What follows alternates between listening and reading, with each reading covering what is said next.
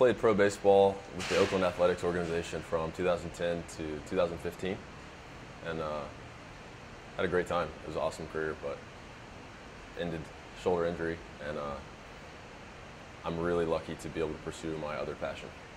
Which is music. Yeah, exactly.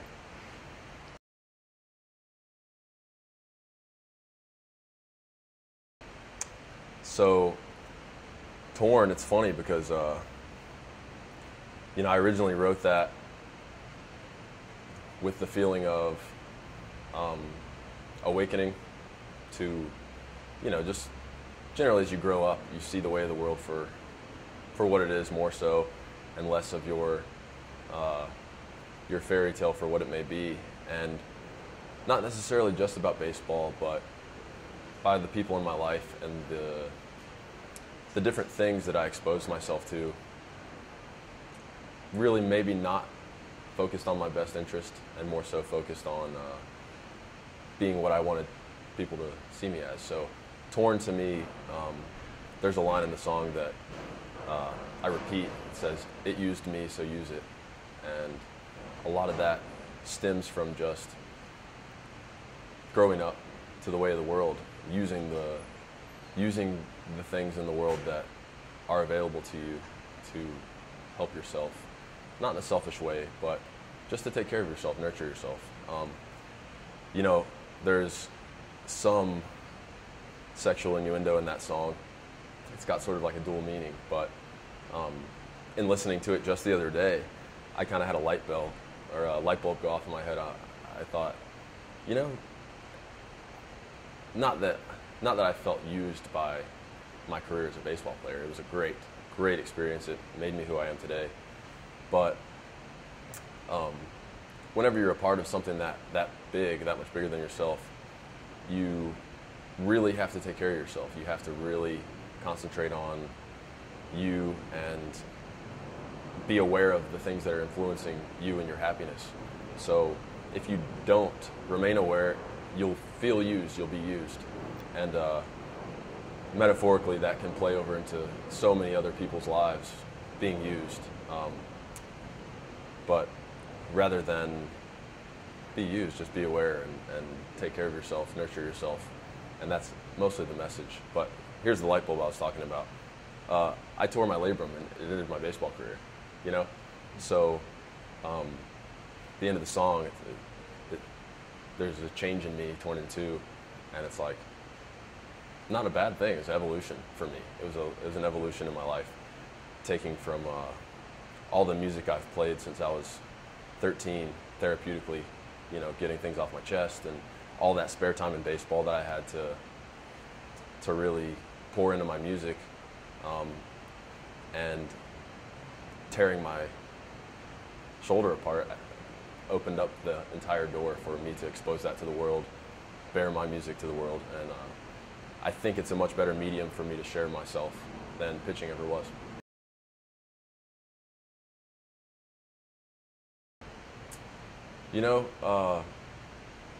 From the time I was young, baseball was always, it was like my obvious passion, but even before that,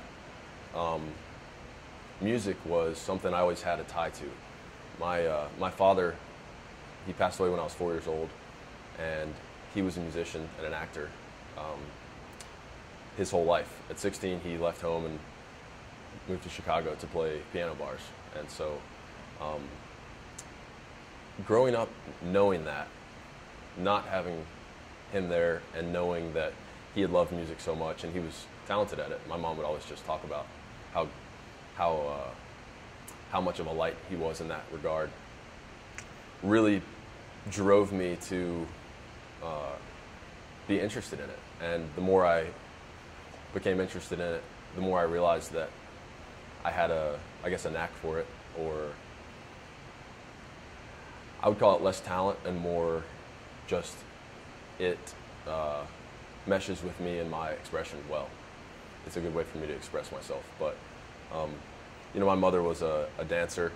All her brothers were athletes. And growing up, knowing actually my dad was a extreme Cubs fan and a musician, and so I think subconsciously growing up, doing those things sort of to, in a roundabout way, make him proud was a huge influence in why I started that. Man, so early in my childhood, my musical influences were totally just, I would say, cassettes, 60s, 70s, like Aretha Franklin, even, I know it's funny, but like Snoop Dogg and Coolio. It's funny thinking that, but I remember I had this little cassette player. It was my dad's actually, that, you know, I cherished, but, and I had a CD in there. It was Coolio, Gangsta's Paradise, when I was probably 7 years old. And I would ride around in that grocery cart with that just bumping in my head all the time. So, you know, obviously I'm not a hip hop artist or rap, at least not openly. But yeah, those were my really early influences.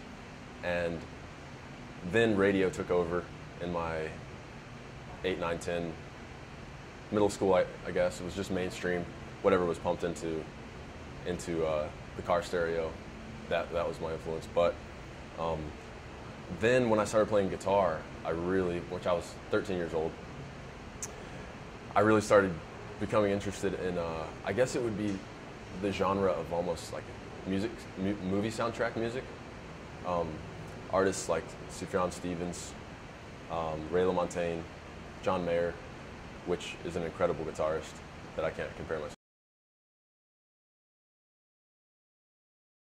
To me, playing live music, besides just the wholesome thought of sharing my feelings and my portrayal of experiences in my life and philosophies with others to maybe brighten their day or give them a click about, you know, like the song Torn that we just talked about, maybe being aware of yourself so that you're not used, you know.